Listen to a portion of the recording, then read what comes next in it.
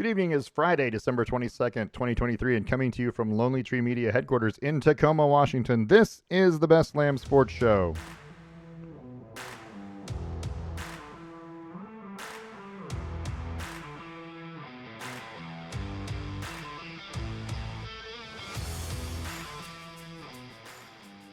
I'm your host, David Lamm. With me is my son, Parker. Say hello, Parker. Hello, Parker. Woo. That is Christmas. The Christmas crowd, the holiday crowd, they showed up. I was concerned. There was traffic. I mean, it was foggy around here. There was a day. go home. Well, What are you people doing well, here? they're leaving tomorrow. People are leaving tomorrow. I don't know. I'm guessing because Christmas is Monday, right? In some parts of the world, yeah. Right. So since Christmas is Monday, that not everyone got Friday off. That they'll probably get Tuesday off. That's how most privately owned businesses. Now the government's different; they do weird crap. But I Yeah. feel like if you were working, you were probably working today, and Yes. you would have had taken the day as a vacation day, right? To get today off, and then of course if you also work on Saturday, then you'd have to take 2 days. But anyway, I'm just saying. So I don't know. If only I could get all those days off. But yeah, I mean, I feel like there was a lot of traffic out and about today. Went to the grocery store today, and it It was was busy. pretty busy. Yeah, everybody buying that last minute stuff for the meal, right? Yeah. So I didn't go to an actual shopping. I haven't been to a shopping place because we bought all our stuff ahead of time. So Also, I the don't know. internet's nice. Yeah, it is so much nicer when you can send it directly to someone, right? Or, you get free shipping on most things anymore if you just buy enough. And I mean, God, it makes it a lot easier. No crowds. The only thing you can't do is try stuff on. That tracks. Yeah, you just that's a tricky one. When you're ordering clothes and whatnot, you just kind of have to go best guess. So, anyway, um, we are on YouTube. You can catch all of our episodes. Not all of our episodes. It only holds so many. But the majority of our episodes are on YouTube. It has a pretty deep database of the episodes. But you can catch old episodes. You can catch this episode. You can watch it again because it's going to be so good. I mean, you're going to want to watch it again. I can tell you. I can tell you that already. Catch the things that you missed or whatever. But anyway, we want to say Merry Christmas to everybody that's listening, all our listeners. Football's in full swing. The NFL is hot. There are 3 games left for most teams, except the Rams and Saints who played last night. And the playoffs are wide open, I guess, for lack of a better term, right? Right. Yeah. You probably know the top 2 or 3 teams that are going to get in the playoffs from both sides. Everything else is a mess. It's a jumble right now, and I can't tell you. I can tell you who I think, but I can't tell you for sure. I don't have there's no locks in 4 through 7. Right. Yeah. Everyone else is like, Because even maybe. even that division winners, the one who are going to finish in that 4th spot, I think it's both the AFC and the NFC have a division like that. It's the AFC South, and it's the NFC South. Coincidentally, both those divisions are tight, just packed. So you don't know who's going to be the division winner and get a home game, and which one might be left out of the playoffs if they finish second. So, Well, I'd say we should leave them all out. the 7 and 7 teams. Yeah, I mean, I think this should be done like bowl season, where like you have to have a certain record to be eligible.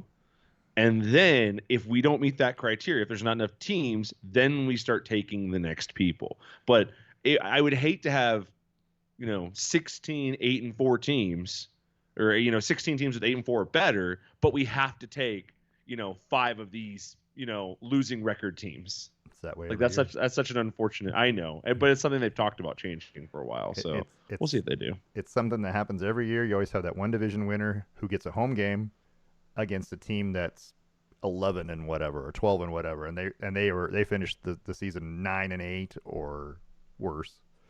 Teams with a losing record because they won the division. Yeah, I mean, they should just seed them by record. You want to make them in the playoffs, that's fine. If you want to include all the division winners, make the playoffs regardless of their record, that's fine with me, but they're going to be the 7th seed. They're the last seed. They don't get a home field just because they won their crappy division. That's not fair. Well, you would get you in this instance. You would get rid of divisions if you did it that Well, way. you If you could do just it. took the best teams from each conference, then you would just get rid of divisions, and then the best overall Well, record with and then tiebreakers would get the buys. and you could do it that way, but I'm saying if you want to keep the divisions, you can still have all 4 division winners in there, so you would still get a crappy team with a possibly with an 8 and 9 record, and that's fine Right. with me. But they need to be the 7 seed. You can't let them be the 4 seed. That's ridiculous. Oh, I see. I Yeah, see. So like you're an automatic bid, but you're not an automatic bid for 1 through 4. correct. You don't get an Copy automatic home that. field game. You got to go on the road because you have the worst record in the conference. I like that. Yeah, that should be the way it should be. They should seed them 1 through 7 based on their record, not based on who won what. But you can include them because they won their division automatically. That's fine. Right. That's what I I would like do. that idea. I think that's smart. Well, I'd pay to watch that. yeah, well, they don't return my calls, the NFL anymore. So Same. there's that. There's that. Pretty sure There's I go that straight to issue. voicemail Yeah. every time. Yeah, and I'm pretty sure I have the wrong email address. I'm like not putting it on the right person's inbox. Anyway, let's talk I about. thought it was just Goodell at NFL. What if he's Yeah, all right?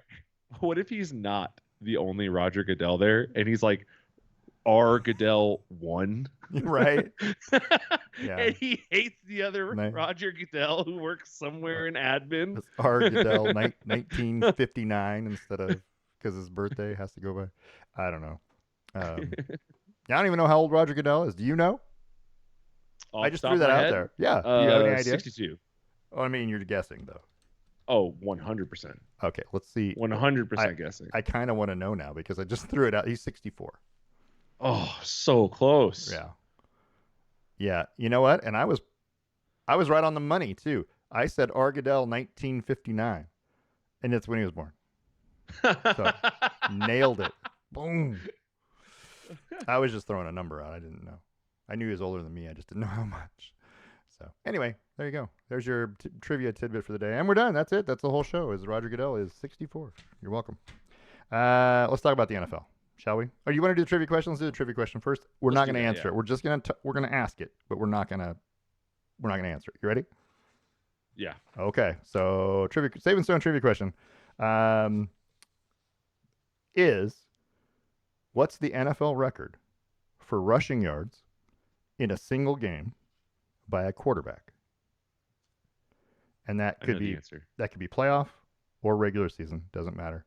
One single game record for rushing yards by a quarterback. Okay? And if you can tell me when he did it, there's the bonus points. So, there you go. I don't know the when, but I'm pretty sure I know the who. Even what year would be okay. I would take that. But let's we're going to move in and we're going to talk about you know what? Why is my slideshow sliding when I don't want it to slide? Do you want me to tell you now, or you want me to save it for the No, end? you're going to save it for the end. Okay. Because I've got this a certain way. It's all the production value will suffer if we do it. Wait, can I give you a hint as to who I'm thinking, so that we can confirm it, so that way we can save it for the end but because I want it to be on record that I know now, or I don't know. What kind of a hint are you going to give me? This guy, he's not allowed to play football anymore. Then you probably do know. Yeah. Okay, I do know it. Not that he's Okay, not allowed I've to. seen. Well, yes. He We can hasn't go been into that, allowed yes. to, right? Let's say it that way. Okay. Yep. Definitely who I'm thinking of. All right. There The you year will escape me. Okay. But yeah, All I right. remember seeing Do you something know- about this. Do you know what the number is? How many yards it was? There's another thing for you to think about. We'll get to it at the end. Okay. Oh yeah. I'll write a couple of answers down. All right, perfect. Let's talk about the NFL from week 15, which was last week. I know the Rams and Saints played, and we're going to, I guess, we could talk about that right now if you want to, but we'll do it at the end because we need to know what happened last week. Keep it in line, yeah. Yeah, so last week, if you're watching, and I don't know, everybody watches every game, right? The Raiders had a close one with the Chargers, 63-21, and oh my gosh, just when you think that the Broncos are the only team that can give up 70 points, the Chargers come out and lay an egg, but the Chargers have kind of given up. That's a team I think that has just finally given up. And then immediately afterwards, of course, Brandon Staley's fired, and GM Tom Telesco also fired. GIF or GIF? I don't know. That's the age-old question. I'm sure it's GIF. GIF Smith is the interim head coach. He's the outside linebackers coach. Anyway, Aiden O'Connell starts for the Raiders against Easton Stick, right? That was the quarterback matchup everyone was wanting to see. Aiden It was the O'Connell, doozy. right? 20 of 34, 248 yards, 4 touchdowns. And Easton Stick was 23 of 32, 257, 3 touchdowns and an interception. Really not that bad. Problem was they were down 42 to nothing before they even decided to do anything. The Raiders' first half was amazing. The Chargers turned the ball over 5 times in the game. Did you watch it? Did you watch that game? I watched the first 28 points. You said there's no reason to watch anymore, right? I think at one point it was either 28-0 or 28-3, and I was like, okay, I'm done here. Okay. Like, I don't need to watch any more of this. This was the second largest scoring output by a team that was shut out the week before in NFL history. See, to me, that's the story. Right. You score 0 and 63 in back-to-back weeks. Yeah, the average looks great. And I would say you're allowed to get a good average out of that, and that's terrible. Yeah. Yeah, because that's probably higher than their season average for scoring. Right? Yeah. One game will Silly. just muck it all up. But yeah, this was a terrible game right off the bat, and the Chargers lost 4 fumbles. Easton Stick's only interception was an amazing interception return for a touchdown that you can't just turn and throw the football in the screen pass. You have to actually look at it. I know it's supposed to be quick. I get it. But that dude had jumped the pass so badly that he almost overran the ball. He was almost past the ball when it was thrown. So badly isn't the phrase. So goodly?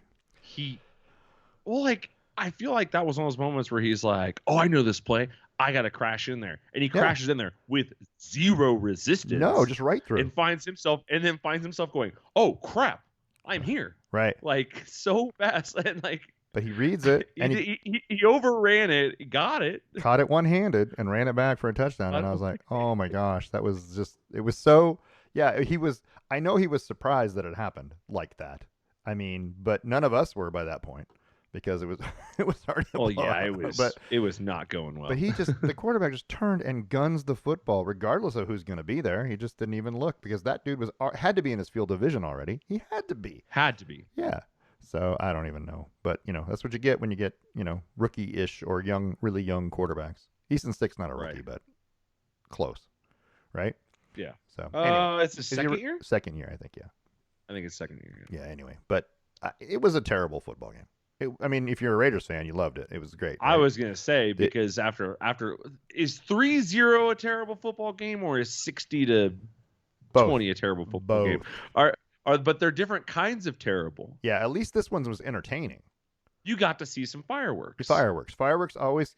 I will say, if the score was 100-0, at least you were watching out of morbid curiosity, right? To see how badly the team was going to lose, right? How many different ways could they score? How many players are going to score a touchdown? That kind of thing. If it's 3-0, you're going, when is anyone going to score? And those are hard to watch. Yeah. Yeah. I punts are boring. Punts are boring. Anyway, Raiders win 63-21. Raiders have slim playoff hopes. They're still alive though, right? At 6-8, they're still alive. There's a chance because, like I said, hopefully the Broncos end that. The whole AFC is just a mess. Yeah. But the AFC playoff picture, and to be honest, the bottom half of the NFC playoff picture's got some options. Anyway, so there's that. If you're a Chargers fan, this is kind of like the nail in the coffin, and they finally fired Brandon Staley, and I say it was about time.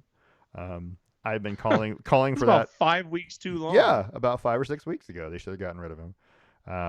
But without Justin Herbert, without Keenan Allen, they just didn't have a chance. There was no way that offensively they were going to keep pace. With that output. And who knew the Raiders could score like that? But the Chargers defense has been so bad all year. You kind of figured, yeah, maybe. So somebody was going to beat them like that. So it was bound to happen. Yeah, it was just a terrible football game to watch. So let's move on. Playoff implications in this one, the Bengals over the Vikings 27-24 in overtime. as Jake Browning rallies the Bengals again. They were trailing 17-3 late in the third quarter. Really had a hard time moving the football at all. I'm going to say this. T. Higgins made one of the most amazing football plays. The catch itself, meh. But the play to turn and throw the football over the pylon, throw his arm over the pylon and score the touchdown was a very high IQ play. It's a high football IQ play. I'm gonna hit you with a hot take here. It's Go. only high IQ because so many players are low IQ. Like that's what you should be doing. You're not actively, Well, you're still in bounds. You know where you are on the field if yep. you are smart. Yep. Like try How, something. You're how so many? close to the sideline, even if it gets punched out, it's probably just going right out of bounds. But how many times do you think he's heard his wide receivers coach tell him secure the football? Well, he did, and Well, then he extended it for a touchdown. yeah, but he didn't know that he was going to get over the line. He just threw his arm out there. What if someone had been there to smack it? He was looking out of bounds. He was not even looking where he threw his arm.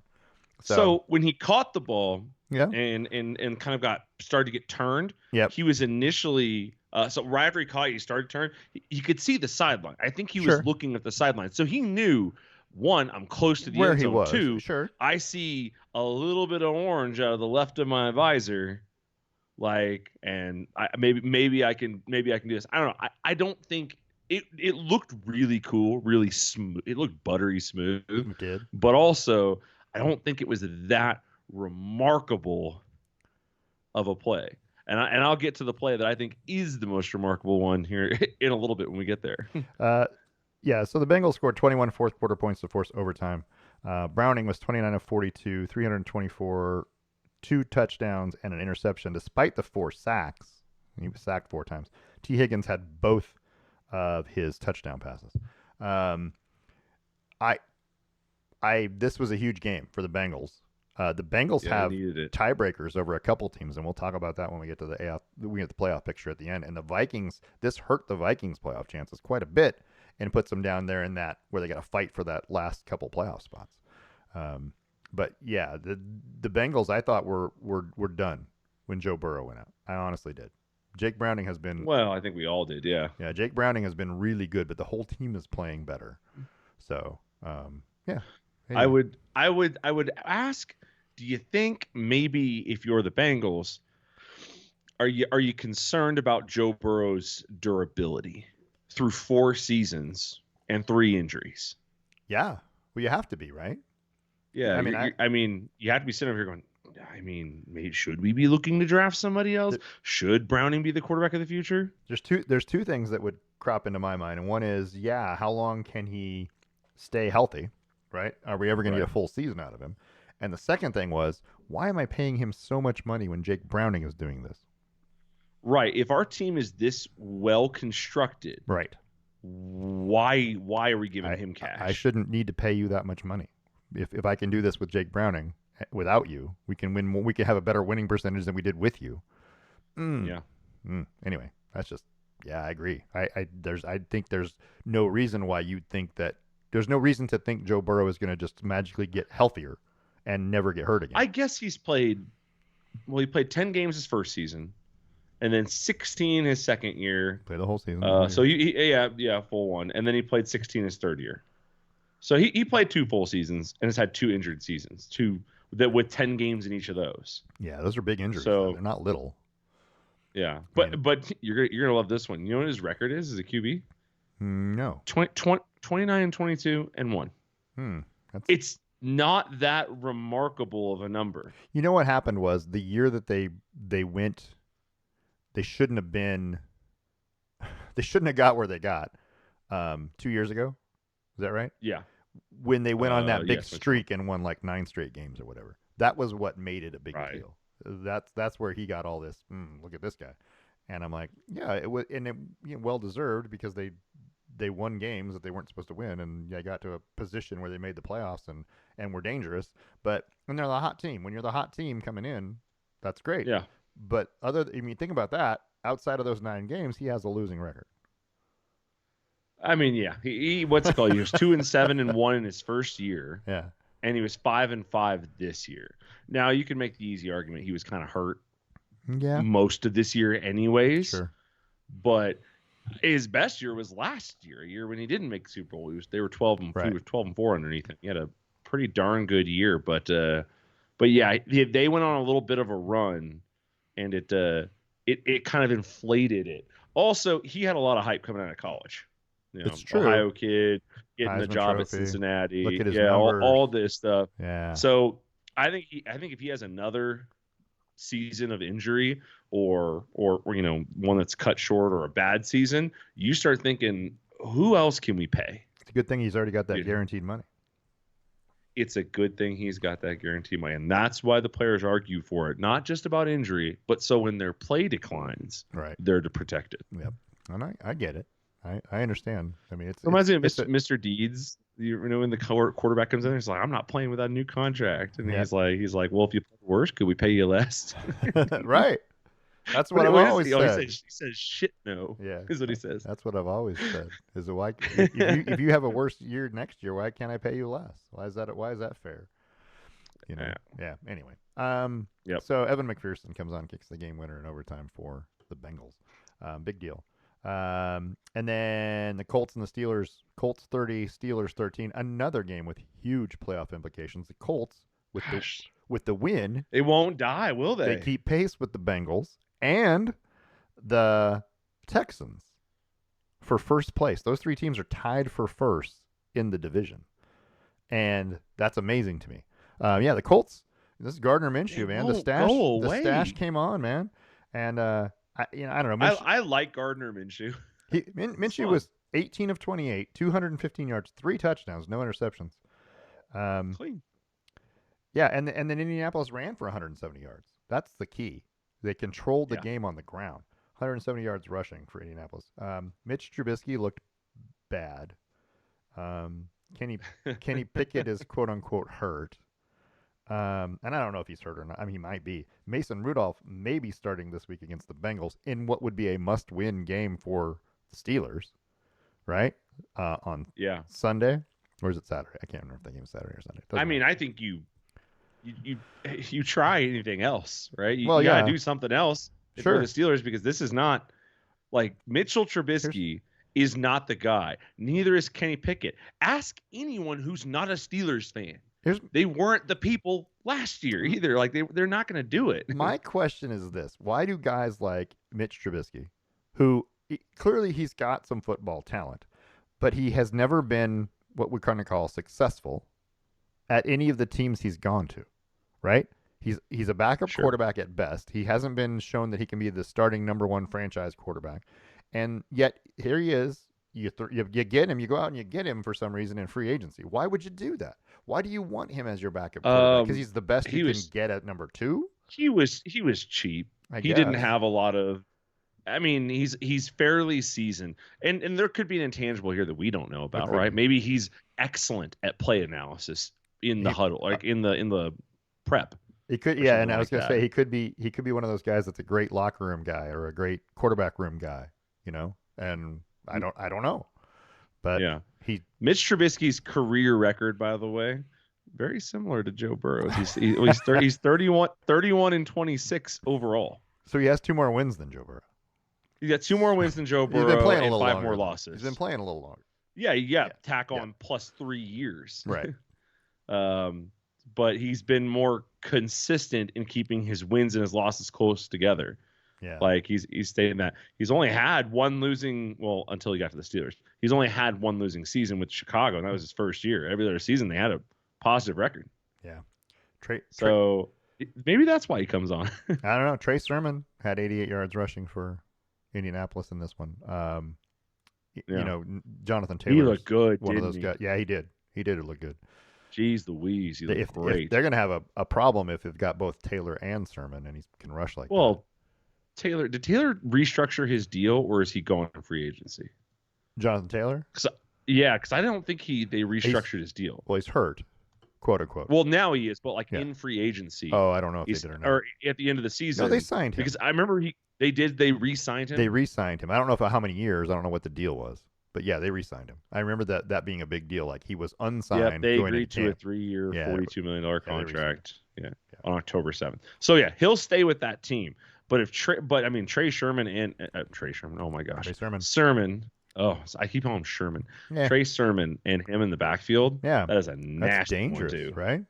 It is, but Especially if Sermon plays like that. they won't be able to pay both of them. That's part of the problem. But yeah, Well, that's but at you've least got for a like year or 3 more two. years of Yeah, not having to sure. pay. Yeah, 2 more years at Sermon. least, right?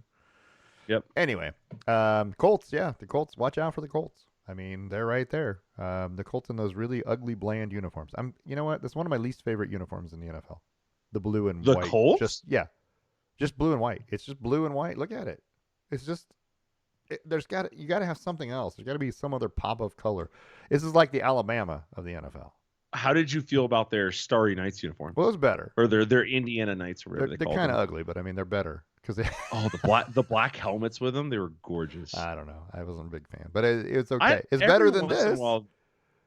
I mean, I do agree that this is kind of boring. It's boring. Not kind of. It is boring. Yeah. But every once in a while, you look around and like there are teams like the Giants. The Giants are another great example. They have a very bland uniform. They do.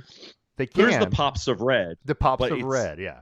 But it's pretty bland for the most part. But every once in a while, you look at him and you go, man, that's a classic looking uniform. Well, and I think the NFL, as opposed to college, can get away with classic uniforms more. I liked the Giants uniforms when they wear the gray pants and the blue top with the red and blue stripe down. Those look pretty good. But when they wear the white and blue, it's a little bland. There's just enough red, I guess, to make it better than this. Sounds like you don't like white and blue. I just don't like it being just white and blue. Give me something else. So I would with say, it. tell me how you feel about the Colts. Yeah. Or not the Colts, the Texans, white and blue. The Texans they wear have that red. A lot. So, but they have that splash of red. Splash of red has that splash of red. It's always better than just regular white and blue. Anyway. Well, Tennessee's jerseys aren't boring, but yeah, we digress. No, there's a lot of colors. Stay tuned for our NFL fashion episode. Yeah.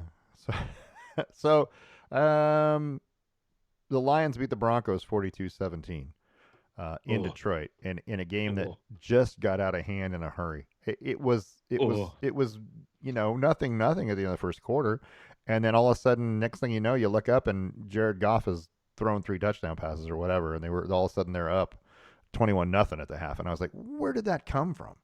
Because the second half was fairly evenly matched, right? It's 21-17, right? But it was that second quarter. Something happened to Denver in the second quarter, and they just couldn't stop Detroit from doing anything. Jared Goff in this one throws for 278, 5 touchdowns.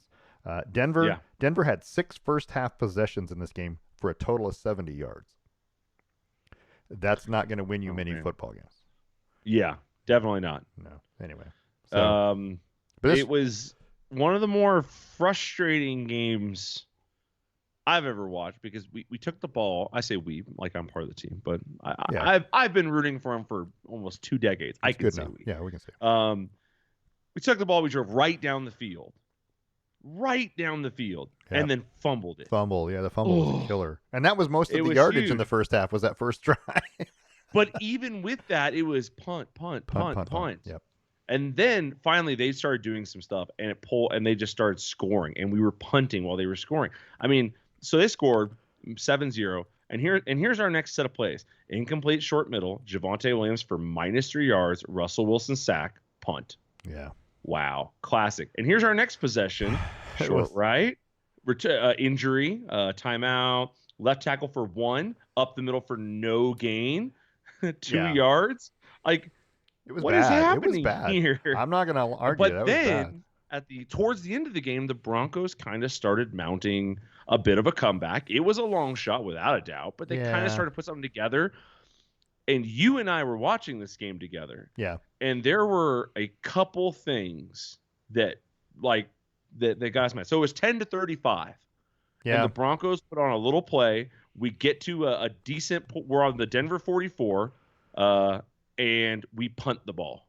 Yeah, that was down by 25 in the fourth quarter. Yeah, there's no reason to punt that. And you punt the ball. Yeah, that was bad. What the hell? Decision. And then on top of that, there was the touchdown, no touchdown call, followed by the false start call. Right. Actually, I think that was on the play before. Yeah, penalty, offsides. That was the drive before the drive where we punted it. The offensive offside. Field goal when it was still 28-7. Right. We ended up kicking a field goal from their it would have been their Detroit 5 when they Yeah. called a false start for no reason. Yeah. It was a bad call, and then they turned around and made another bad call on the next drive, or 2 drives later with the what's it called, with the touchdown that took. I mean, we eventually ended up scoring, but it took like 3 extra plays to score because of that garbage thing. So Denver needed to get it together, but this was a game that I think if you're a Denver fan, you knew you probably would lose on the road to Detroit, who's one of the better teams in the league. It's true. That's a tough ask. It is. Looking forward to Denver's season, you want to grab your next 3 games. 2 games? 3 games.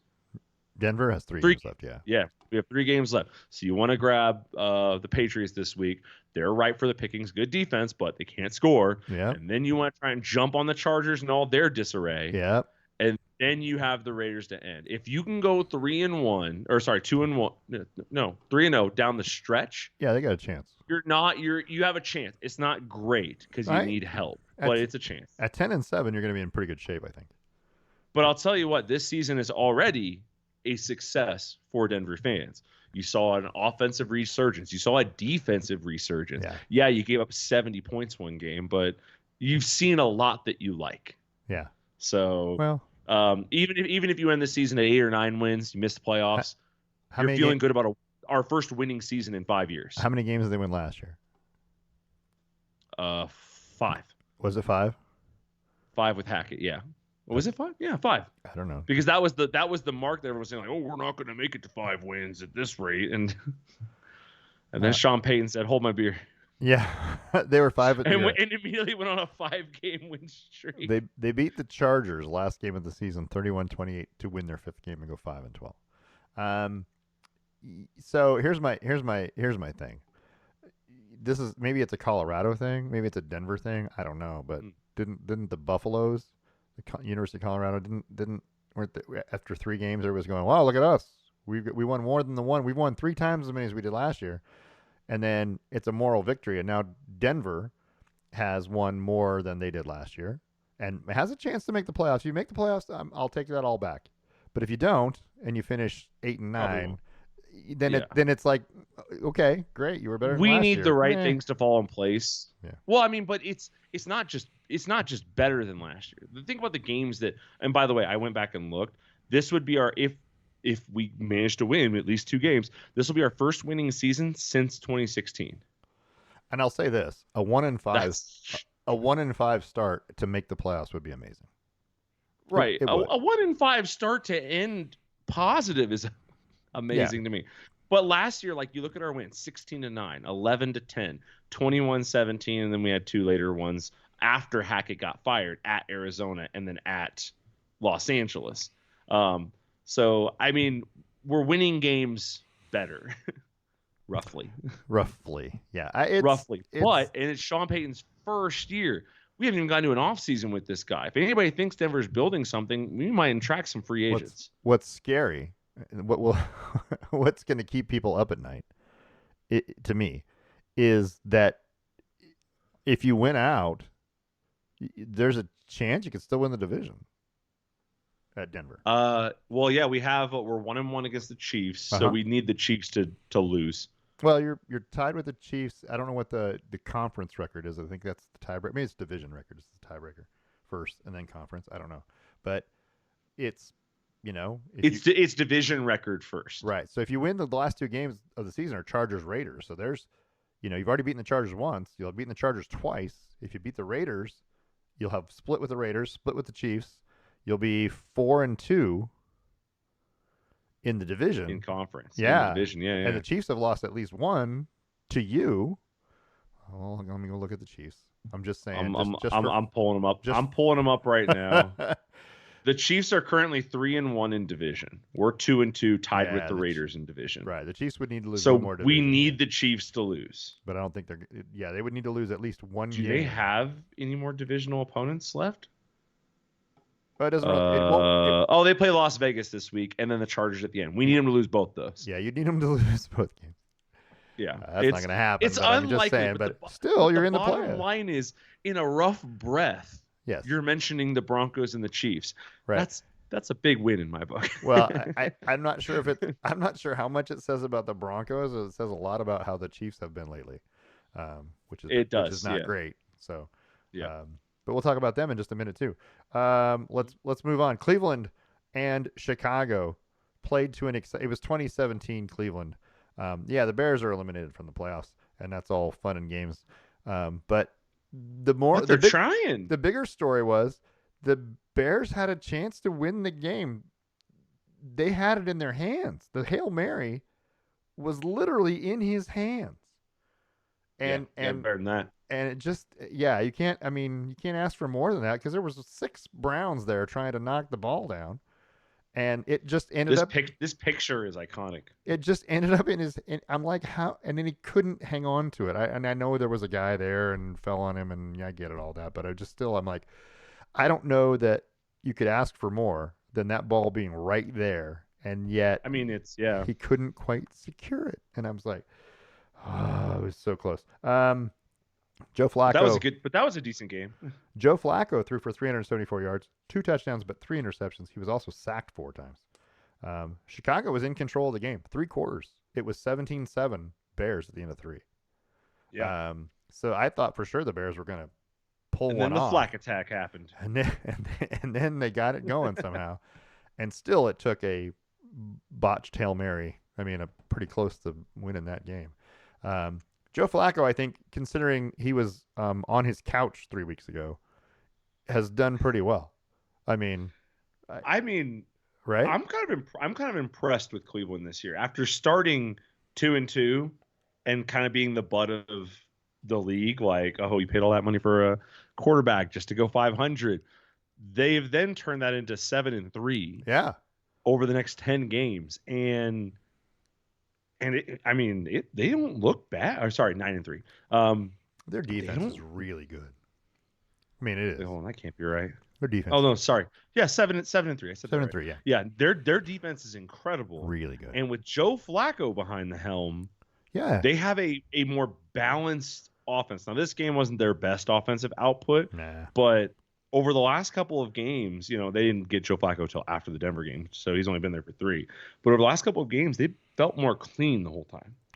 Yeah, it's true. Flacco's, I mean, he's what? And he wears 38? 15. You can't help but like the guy.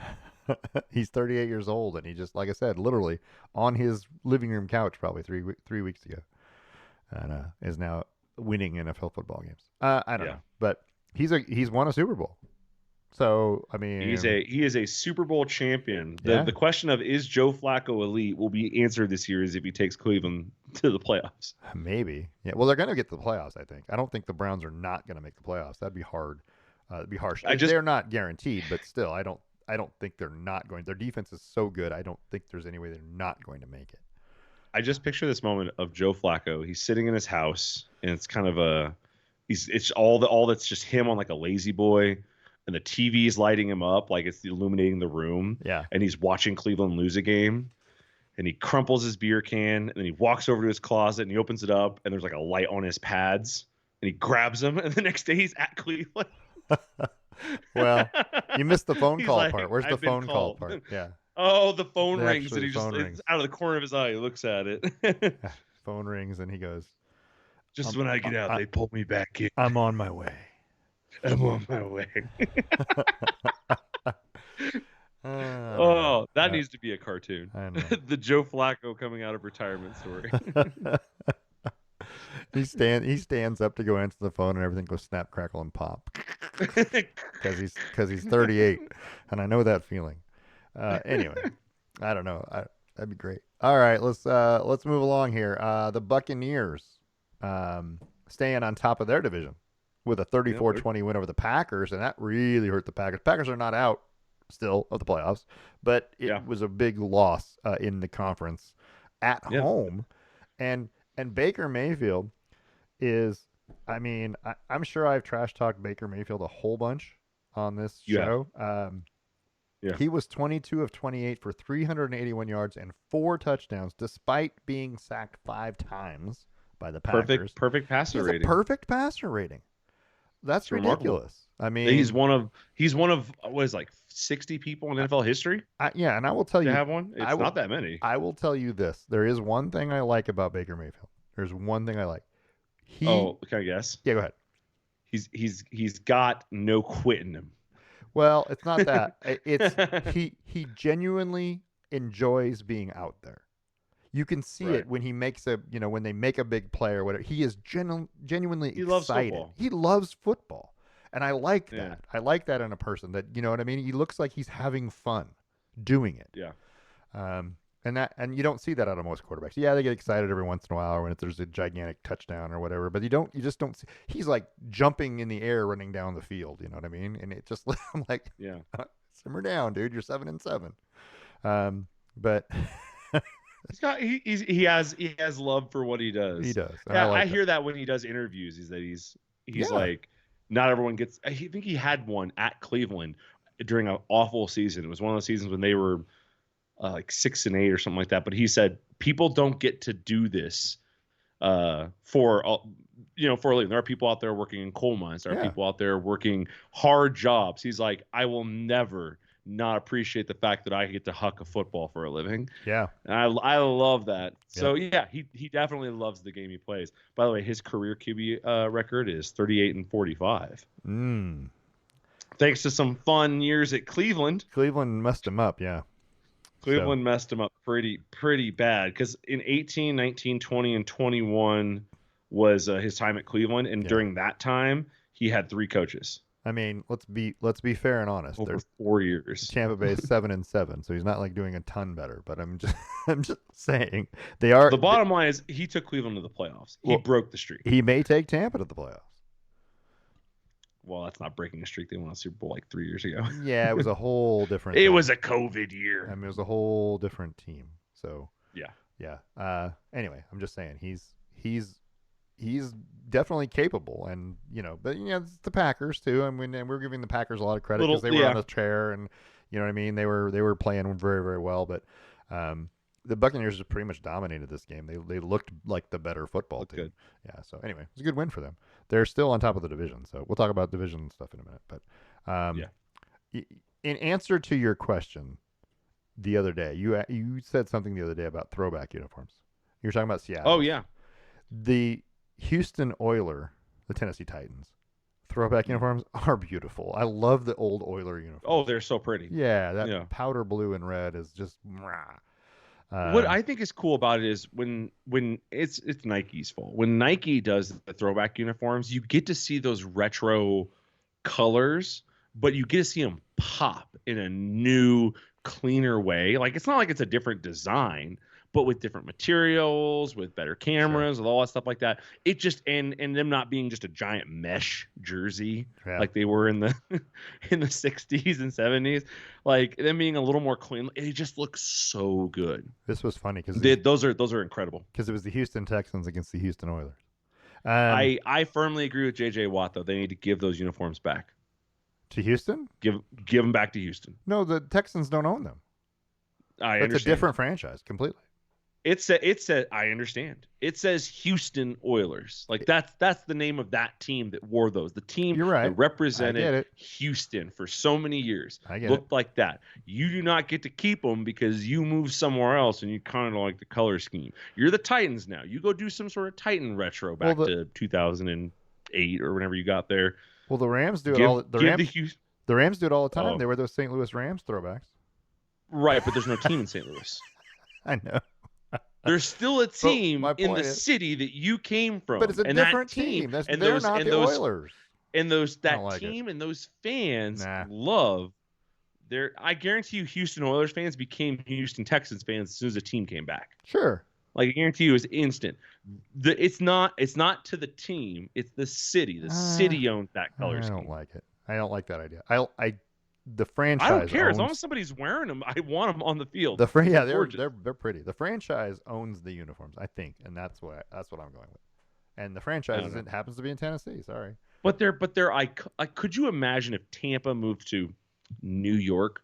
So and they wore the creamsicles. Would you okay, not expect Tampa Bay fans to be like, "What the hell? That's our thing." do you not think that the Baltimore/Indianapolis Colts should give the Colts uniforms back to Baltimore because that's where they are?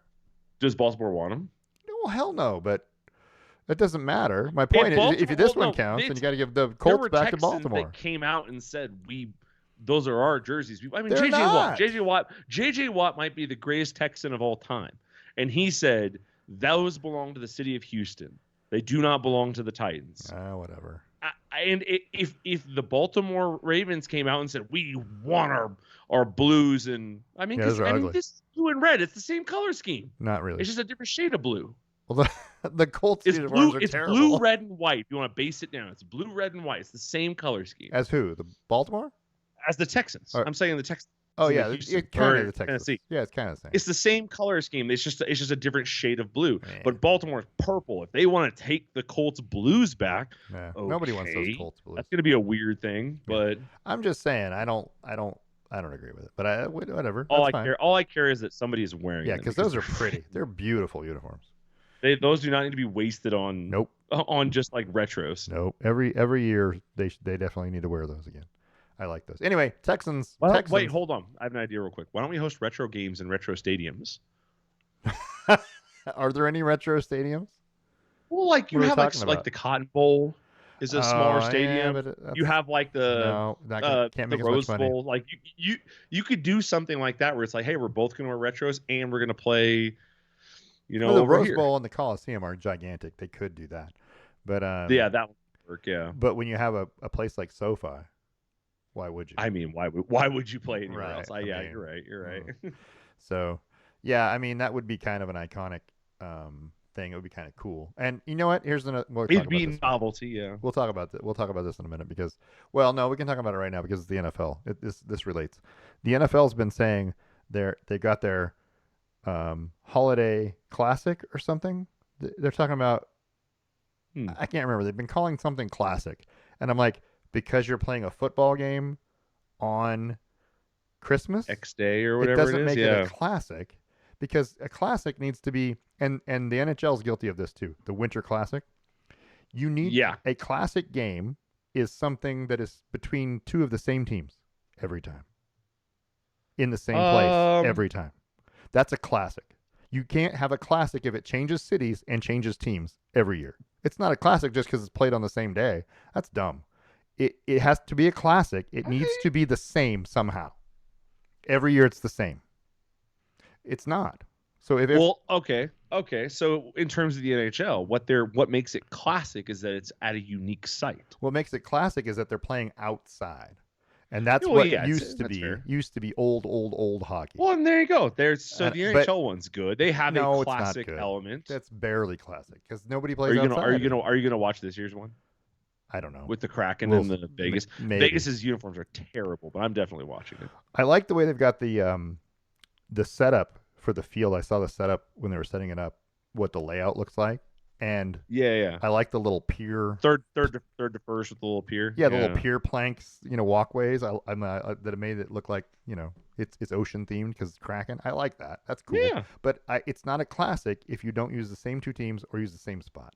It needs to be either in the same location every year, or like you're talking about. Okay, if the NFL wants to have a holiday classic or a Christmas classic, every year on Christmas Day we play in the Rose Bowl. You can change the teams. But something needs to be the same every single year. And it's not.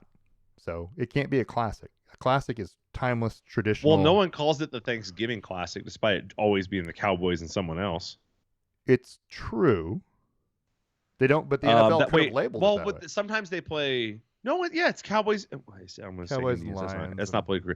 It's Cowboys Indians every year. They don't play the same team every year. No. They just play. The Cowboys don't always play Washington? Nope. They played the Dolphins one year. It's different every year. That's BS. I know, right? But they play at home every year. The Cowboys play at home and the Lions play at home every year on Thanksgiving. The teams change who they play. Freaking Jerry's World. Anyway. So there's that. Anyway, Houston without CJ Stroud beats the Titans 19-16, eliminates the Titans from playoff contention. Number one. Keeps themselves in a tie for first place in the AFC South, which was a bigger deal. Um, uh, yeah, Kaimi Fairbairn, 54-yard field goal in overtime is the difference in this one. Case Keenum leads the Houston Texans with 229 yards and a touchdown. Um, The this amount of games I'm seeing decided by a field goal It's this amazing. season. It's stunning. Yeah. Yeah. Yeah. But big deal. I mean, it's not really a big deal for the Titans, obviously, but it's a big deal for the Texans. They're still in the playoff hunt. We'll talk about them in a minute. Dolphins 30, Jets 0. Kind of see this one coming. The Jets season is over. Yeah. And we're going to talk about Aaron Rodgers here in a minute. But here you see Zach Wilson about to enter the concussion protocol. So he's just What a way to say that. seconds away from entering concussion protocol. Dolphins move to 10-4. Have a stranglehold on the division, kind of. If the Jets win out, they can win the division. Right. Is what I heard, and I'm like, or not the Jets, but the Bills, and I'm like, how is that possible? Don't the Dolphins need to lose some games? Well, the Dolphins would lose to the Bills because they have to play one more time. Yeah, that would be it. I think maybe not. Maybe they need one more loss. I can't remember. But I was told that if the Bills won out, they could win the division, and I'm like, really? The Bills, who were struggling earlier, the Bills had come up with a couple of gigantic wins. We'll talk about them in a minute. But this was a 30-0 whitewashing, and there was no reason to think that the Jets were going to do anything in this game. Yeah, and I think if you picked the Jets to win this game, you're just hoping for something. It's not real. But they didn't have Tyreek Hill. Yeah, they didn't. They won without Tyreek Hill. That was kind of a question mark. They definitely weren't as dynamic without him. But Jalen also, Waddle did his it best. Was the Jets. Jalen Waddle did his best Tyreek Hill impression. 8 catches, 142 yards. Yeah. That's a pretty good Which is a big game, yeah. Yeah. So here's a question I have for you. Yeah. If Tyreek Hill, let's say if he doesn't break the receiving record, should he be MVP eligible? Like, not eligible, because, I mean, anyone's eligible, but should we be really talking about him in the MVP category? I don't think we should. Because right now, he's at 1542, and there are 30 guys in front of him. I don't think we should be talking about him in the MVP category anyway. If he has 2,000 receiving yards, you don't think you should talk about that? You don't think that's an MVP-worthy season from a receiver? Only receiver in NFL history to get 2,000. Okay. If he were to do it, because he's not on pace for it now. He was, but after missing a game and a half, he is no longer. Like, he only has 3 games left, and he has to cover 458 yards. Nah, I don't know. That's a lot in 3 games. It is. But it's not impossible. I don't know. Even at 140 yards a game, you still don't make it. It's true. You need 150. 150 yards. I don't know. I don't know. My only issue with receivers being in the MVP category is that someone has to throw them the football. The receiver doesn't do it by himself. He needs someone to get him the football. And so that is more to me on the quarterback than it is on the receiver. How many yards you get. You're dependent upon a good quarterback getting you the football. If he doesn't get you the football, you're not an MVP candidate. You could be the same receiver. He's the same receiver if he's on the Jets, right? Right. But he won't have a guy who can get him the football. He's not an MVP because he's still the same player. He's still capable of doing that. He still should be quote-unquote MVP worthy. It's just that he doesn't have any numbers. Why? The quarterback made him MVP worthy. Right. That's what I think. So you think Tua should be MVP worthy? No, you got to be better than 10-4.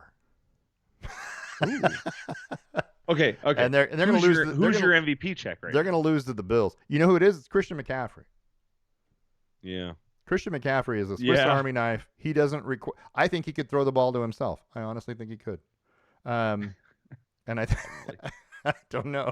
I think he's that good. He can catch. He can run. He could throw. He has the ability to take over a football game in multiple ways. Yeah, they got to get him Purdy's got to get him the football in the passing game, but he changes the way you defend the entire offense. If you put any other running back in the backfield other than Christian McCaffrey, it makes it infinitely easier to defend immediately. So that's kind of how that is the definition of an MVP. The minute you put him in the game, the other team has to account for him every second that he's in there. By the way, Christian McCaffrey has 3 career completions Yeah, see? uh, for 1 for 50 back in 2018. For He went 50. he did yeah, and he has 5 attempts. He went 0 for 2 in 2019. Oh, man. 1 for 34 in 2022. Oh, sorry. No, he only has 4. Oh. Two completions, 4 attempts for a grand total of 84 yards. What's that Yeah. rating? I mean, not great. No, but I'm thinking that, if he could, he can throw it up in the air and run down and catch it just like, when you're playing one-on-one football at home. Anyway, when you're a kid. Um, I don't know. That's if I was going to give out an MVP right now, Christian McCaffrey would be my MVP. I don't I know agree. that he'll win it, but I think he's definitely right there. He should be anyway. I agree. Yep. All right. And although if you give the season longer and James Cook keeps running like he's running, I would give it to James Cook at this point. We'll see. But Christian McCaffrey's amazing. Yeah. He transformed this team. This team was good last year, right? Oh, they became a juggernaut afterward. As soon as they got Christian McCaffrey, you were like, "What? This is like the best team in the NFC, and they're adding this guy." Yeah, right. You could make the same argument about Tyreek going to Miami. I don't know, but do you feel like Miami's better than San Francisco? They play tomorrow. I definitely don't feel like that, but I also feel like Miami is a scheme, more of a scheme, less of a natural NFL thing. It's the way they use him. I think Tua's in good positions. I think that, it's the way they use him. Whereas I think on any given play, you can give it to Christian McCaffrey. He can go between the tackles, outside the tackles, or come out of the backfield and catch a pass, and then probably make 2-3 guys miss in the process. If Tyreek doesn't outrun you, if there's not 5 feet, there's not 10 feet between him and his defender, he's probably going down. Whereas Christian McCaffrey, he's proven that is not the case.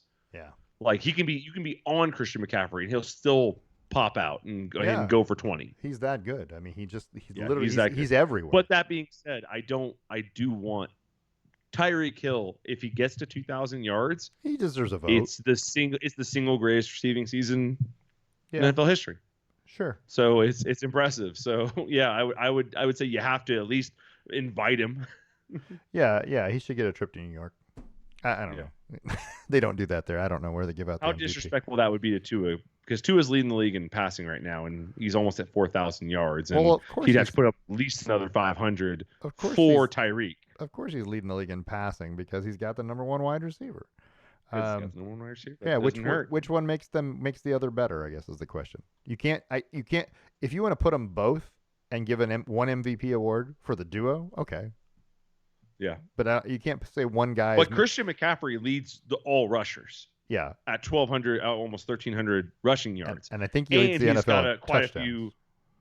Well, that's probably true too. And he's got quite a few passing yards to boot. Yeah, I think he leads the NFL in touchdowns. So I mean, that's just like a guy getting in the end zone no matter what. Yeah, which is what is really impressive. Anyway, let's move along. Kansas City and the Patriots. Kansas City beats the Patriots 27-17. It was a ho-hum game. No one cares in the Taylor Swift World Tour. This was stop number 12 or whatever it was. Are we tired of seeing Taylor Swift? I am. Because that's what they show, and I it's probably bringing in different football fans. I get that, and it's probably good for the NFL. There's a lot of Swifties out there who probably wouldn't have watched NFL football, right? But now they are. Yeah. And now they're all Chiefs fans, of course. But yeah, that kind of sucks. But I'm tired of seeing her and Brittany in the celebrating. Yeah, celebrating things. I'm like, oh, come on. I don't need you to pan there every time Travis Kelce catches the ball. I don't really need to see that. I will say. Oh, go ahead. No, go ahead. Yeah, I got something else, but it's. I was gonna say. I will say, if it makes women the world over more comfortable letting me watch football, great. Great. I don't know if it does that. Does it do that? I guarantee you can ask any guy, and he would rather watch football with somebody going, "Is that a first down? What is that? Who is that?" I guarantee they would rather watch it that way than not watch it at all. Well, that's true. I guess that's true. So on any given day, now you're liable to have your wife go, "Oh, are we watching the Chiefs game this Sunday?" It's like, I Yes, we're Kinda. watching it. We could. Yeah, we can check it out if you want. I But have Red Zone. This thing called Red Zone. It'll pop into the good moments. They'll show Taylor. I was just gonna say, why don't we just change? Why don't we watch the other game? Anyway, So if it accomplishes that task of I making guess. football more universally accepted in households, in bars, or wherever, great. Yeah, I'm over it, but only because I didn't think Taylor Swift was special 5 years ago. I don't think she's any more special today. She's not. I mean, she makes good music, but Eh, yeah, it's okay. like I say good. It's not It's great. it's it's We're not talking about the Beatles it's here, but catchy it's pop better. music. Yeah, But it's better than some other garbage I've heard. So well, that's she makes true. good enough music. I mean, All right. and with that in mind, like if you gotta, if that's the way we get the thing that is killing me right now is right now we're getting Chiefs games in primetime positions because of this. When there are better games on, that's where you'll lose me. If I get Chiefs Chargers when Philly's playing Dallas, Yeah. that's BS. Well, That's where true. you'll lose me. And if it's because the Taylor Swift effect, but yeah, if it brings people there. By the way, you need to listen to the New Heights podcast with Jason and Travis Kelsey. Yeah. They have finally, like about 2 weeks ago, they started addressing Swifties because they have a segment called No Dumb Questions where people submit questions, and half the time they're like, "Oh yeah, this is definitely a Swiftie," because they're like, this is definitely a dumb question. because somebody will chime in and be like, so I see the guys on the sideline holding the big orange things. What do those do? Oh my gosh. Like it's questions like that, but they answer like just about Sure. everything. So Well, they're like, oh, whatever. That's good. Yeah, not the end of the world. The Giants lost to the Saints 24-6. The Saints needed a win. They were 6-7, but they're now also tied for the division lead, right? With with everyone else in the NFC South. Yep. But it was a big deal. Derek Carr, 3 touchdown passes. In this one, he was 23 of 28, 218 and 3. Tommy DeVito, 20 of 34, 177 yards, no touchdowns, no interceptions, but he was sacked 7 times by the Saints defense. Kind of came crashing back down to earth kind of hard after his 15 minutes of fame. We're going to talk more about Tommy DeVito and his agent in a little bit. I really hope that we have. It doesn't. I guess technically be Japanese. I really hope we have a Japanese quarterback at some point named Tommy, so I can call him Tommy Teriyaki, and so that way Tommy Cutlets and Tommy Teriyaki can have Square a off. wild. Like I want like a host of food named people named Tommy. Why doesn't that be? I feel like it's actually racist to call him Tommy Teriyaki, but whatever. It might like be. I feel like.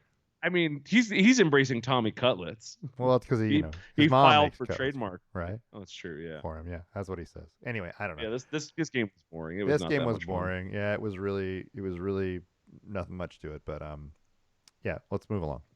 So because we got nothing else to do, the Falcons blow a golden opportunity to keep pace with the division lead and lose to the Panthers 9-7. When you're going to talk about crappy football games. Now, it was raining. It was a torrential downpour the entire game, and I get that. There was multiple games like that this week, and that has a lot to do with some of the scores. The weather was bad, but the Panthers win their second game of the season. They're 2-12.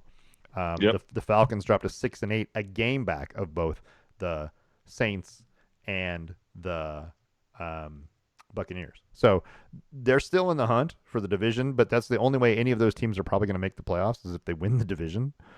Unless one of them wins their last 3 games. I mean, and there's a chance that happens, but it was an ugly football game. Eddie Pinheiro, 3 field goals to include a game winner, but it was really just ugly. I mean, there wasn't much good to it. Nothing you could point to. It wasn't necessarily terrible football in terms of like a gazillion turnovers or any of that kind of stuff. It was just ugly. Because of the Here's weather. the thing. It was just ugly. We talk about this sometimes. We talk about last year and the year before. I say it every year. Teams that are bad, they win a couple games late. Yeah. And they don't just win any games. They win some kinds of meaningful games. And it doesn't necessarily meaningful for the record, but like in this case, they beat a divisional opponent. Yeah, they beat a division leader. I would look for them to win one more this year against another team that you go, what the heck? Let's see. And that is to generate season ticket revenue for the next year, because although they have no good reason to tank because they don't have a pick in the first round because it's Right. traded to Chicago.